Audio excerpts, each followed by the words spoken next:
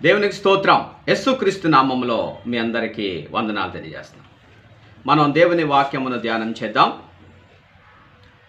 మత్తయి సువార్త 19:21. అందుకు యేసు, నువ్వు పరిపూర్ణుడవుట కోరినెల్లా పోయి నీ ఆస్తి నమ్మి బీదలకిమ్ము, అప్పుడు పరలోకమందు నీకు ధనము కలుగు, నువ్వు వచ్చి నన్ను వెంబడించమని అతనితో చెప్పాను. దేవునికి స్తోత్రం. ప్రార్థన చేసుకుని మనం దేవుని వాక్యమును ధ్యానం చేద్దాం. మహాపరిశుద్ధుడా, ప్రేమగల తండ్రి, వందనాలు. ప్రియ ప్రజలతో మాట్లాడు, మీ మాటలను విని గ్రహించి లోబడి విధేయులుగా బ్రతుకున్నట్లుగా చే. అట్టి గొప్ప కృపా పరిశుద్ధాత్మ శక్తి బిడ్డలకు దయచే. యేసు నామమున అడిగి ప్రార్థించున్నాం. పాట పాడుకుని మనం దేవుని వాక్యమును ధ్యానం చేద్దాం. దుప్పివలే నా ప్రాణం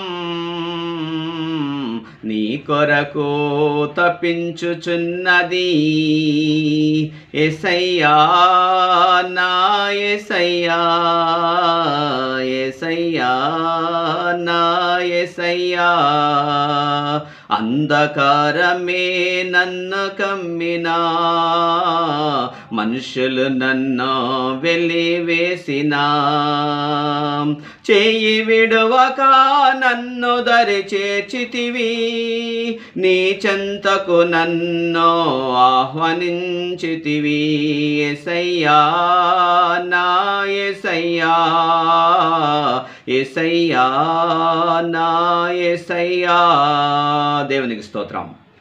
ప్రభునందు ప్రియమైన వాళ్ళరా, యేసు ప్రభువారు ఆ ధనవంతునితో ఈ రీతిగా మాట్లాడుచున్నాడు. నీవు పరిపూర్ణుడవుట కోరినెల్లా పోయి నీ ఆస్తి నమ్మి బీదలకిమ్ము, అలా చేసి వచ్చి నువ్వు నన్ను వెంబడించమన్నప్పుడు యేసు ప్రభు అన్న మాట అతడు వినలేకపోయినాడు, దాని ప్రకారం చేయలేకపోయినాడు. ప్రభునందు ప్రియమైన వాళ్ళరా, చాలామంది దేవుని ప్రజలు దేవుని వద్దకు వచ్చి దేవునితో సహవాసం చేస్తూ ఉంటారు, కానీ పాపములోనే జీవిస్తూ ఉంటారు. కానీ యేసు ప్రభు అయితే సెలవిస్తున్నాడు, మీరు మారు మనసు పొందనెల్లా మీరందరూ మీ పాపములోనే ఇండి చనిపోదురు. కాబట్టి ప్రభునందు ప్రియమైన వాళ్ళరా, ఎప్పుడైతే మనం మన పాపాల విషయమే పశ్చాత్తాపం చెంది మన ప్రతి పాపమును దేవుని దగ్గర ఒప్పుకొని వదిలిపెడతామో, పశ్చాత్తాపులం అవుతామో, తప్పకుండా మన ప్రతి పాపములను దేవుడు క్షమించి గొప్ప రక్షణను దేవుడు మనకు దయచేస్తాడు. మనం గమనిస్తే ప్రభునందు ప్రియమైన వాళ్ళరా, మనిషి తన జీవితంలో పరిపూర్ణత చెందాలి అంటే రెండు విషయాలు తప్పకుండా దేవుని బిడ్డలు గైకొనేటువంటి వారు కావాలి. నెంబర్ 1, నీవు దేవుని మాట ప్రకారము చేసే వ్యక్తివి కావాలి. ఎప్పుడైతే ప్రభునందు ప్రియమైన వాళ్ళరా, నువ్వు దేవుని మాట విని ఆ ప్రకారం చేస్తావో తప్పకుండా నీకు పరిపూర్ణత అనేది సిద్ధిస్తూ ఉన్నది.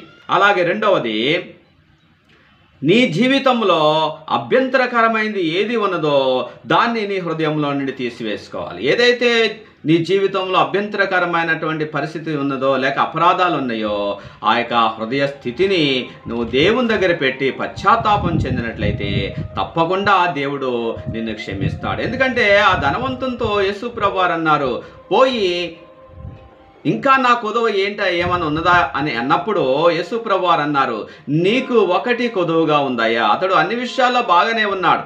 దేవుని యందు భయభక్తులు కలిగి ఎల్లప్పుడూ ప్రార్థన చేస్తాం, దైవ గ్రంథాన్ని ధ్యానం చేస్తాం, దైవ గ్రంథంలో ఉన్న మాటలు గైకుంటున్నాడు. కానీ అతనికి కొదువ ఒకటి ఉన్నది. ఏంటంటే ఆ కొదువ, అతడు దేవుని యందు విశ్వాసం కలిగి నమ్మకంగా దేవుని అనుసరిస్తూ ఉన్నాడు, కానీ అతని హృదయము దైవం మీద కంటే ధనం మీదే ఎక్కువ శాతం అతని మనసు ఉన్నది. ఆస్తి మీదే తన మనసు ఉన్నది. అందుకనే దైవానికి మనిషికి ఏదైతే అభ్యంతరకరంగా ఉన్నదో దానిని ఎప్పుడైతే మనము సరి చేసుకుంటామో, దేవుని ఎదుట మన హృదయాన్ని సమ్మతిపరుచుకుంటామో, అప్పుడు మనము క్షమించబడతాము, కనికరించబడతాము, మనం పరిపూర్ణత చెందుతాము, నిత్య రాజ్యములో మనం పాలు పంపులు పొందేవారము కాగలుగుతాం. చాలామంది దేవుని ప్రజలు ఎంతో ఆశిస్తూ ఉంటారు, దేవుడు నన్ను కనికరించాలి, దేవుడు నన్ను ఆదరించాలి, దేవుడు నన్ను ఆశీర్వదించాలి, నేను పరలోక రాజ్యములో యుగయుగాలు ఉండేటువంటి నిత్య సంతోషములు ఆనందంలో నేను పాలు పంపులు పొందాలని ఎంతో ఆశపడుతూ ఉంటారు. కానీ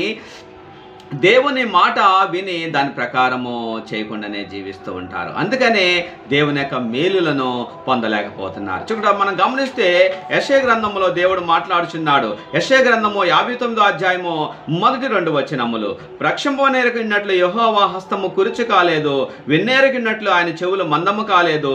మీ దోషములు మీకును మీ దేవునికి అడ్డముగా వచ్చెను. ప్రభునందు ప్రియమైన వాళ్ళరా, దేవుడు పరమనందున్నాడు. నువ్వు భూమి మీద ఉండి మరి దైవాన్ని నువ్వు మొరపెట్టినట్లయితే తప్పకుండా దేవుడు నీ పాపాలు క్షమిస్తాడు.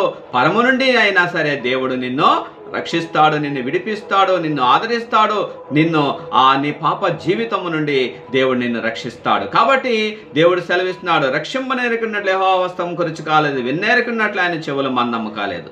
నువ్వు దైవమును ఎక్కడుండి ప్రార్థన చేసినా ఆ యొక్క ప్రాంతము నుండి అయినా సరే దేవుడు నీ ప్రార్థన వింటాడు. కాబట్టి దేవుడు ఆయన సర్వవ్యాపి అయి ఉన్నాడు. కాబట్టి ఎక్కడుండి ప్రార్థన చేసినా దేవుడు నీ ప్రార్థన వింటాడు. నీ హృదయంలో ప్రార్థన చేసినా దేవుడు వింటాడు. కాబట్టి ఎప్పుడైతే నీ హృదయపు తలుపులు తెరిచి పశ్చాత్తాపంతో దైవాన్ని నువ్వు వేడుకుంటావో తప్పకుండా దేవుడు నీ ప్రతి పాపములను క్షమిస్తాడు, నీ గొప్ప కృపను అనుగ్రహిస్తాడు. కాబట్టి దేవుడు సెలవిస్తున్నాడు 2వ వచనం, మీ పాపములు ఆయన ముఖమును మీకు మరుగుపరచెను గనుక ఆయన ఆలకింపకున్నాడు. చూసారా ప్రభునందు ప్రియమైన వాళ్ళరా, దైవానికి నీకు అభ్యంతరకరముగా ఉన్నదో దాన్ని నీ హృదయములో నుండి తీసివేసుకోవాలి. దైవాన్ని నిన్ను వేరు చేసేది ఏదైతే ఉందో దాన్ని ఎప్పుడైతే నువ్వు సరిచేసుకుంటావో, నీ హృదయంలో నుండి తీసివేసుకుంటావో, నిన్ను పశ్చాత్తాపంతో పరిశుద్ధపరచుకుంటావో, క్రీస్తు రక్తములో కడుక్కుని పరిశుద్ధపరచుకుంటావో, నువ్వు ధన్యుడవో ధన్యురాలు అవుతావు. నీ పాపాలు క్షమించబడతాయి. నీవు కోరుకున్నట్టుగా ఆ నిత్య రాజ్యములో నువ్వు తప్పకుండా పాలు పంపులు పొందేటువంటి వ్యక్తివి కాగలుగుతావు. కాబట్టి ప్రభునందు ప్రియమైన వాళ్ళరా, దేవుడు ఏదైతే మరి మన పరిస్థితిని మనకు తన వాక్యం ద్వారా తెలియజేస్తున్నాడో, తన వాక్యం ద్వారా మనకి చూపిస్తున్నాడో, మనకు తప్పకుండా ఆ మాటలను మనం విని గైకొన్నట్లయితే మనం ఎంతో ధన్యులమవుతామో, దేవుని యొక్క దీవెనలను మనం పొందుకుంటాం. మనం కోరుకున్నట్టుగా దేవుని యొక్క గొప్ప మేలులను మనం పొందుకుంటాం. ఆ నిత్య రాజ్యములో మనం పాలు పంపులు పొందేటువంటి వారము కాగలుగుతాం. దేవునికి స్తోత్రం. ప్రార్థన చేసుకుందాం. స్తోత్రం నాయన, వందనాలు. ప్రియ ప్రజలతో మాట్లాడిన ప్రతి మాటలను బట్టి వందనాలు. ఏమైతే ప్రియ ప్రజలు మీ మాటలు విన్న ప్రతి మాటలు కూడా గ్రహించి పశ్చాత్తాప్తులై పరిపూర్ణంగా మీకు ప్రియమైన ప్రజలుగా బ్రతుకున్నట్లుగా చేయి. మీ వందనాలు, స్తుతులు, స్తోత్రాలు చెల్లించు. యేసు నామములో అడిగి ప్రార్థించున్నాం. ఆమేన్. దేవునికి స్తోత్రం. యేసుక్రీస్తు నామములో మీ అందరికీ వందనాలు తెలియజేస్తాం.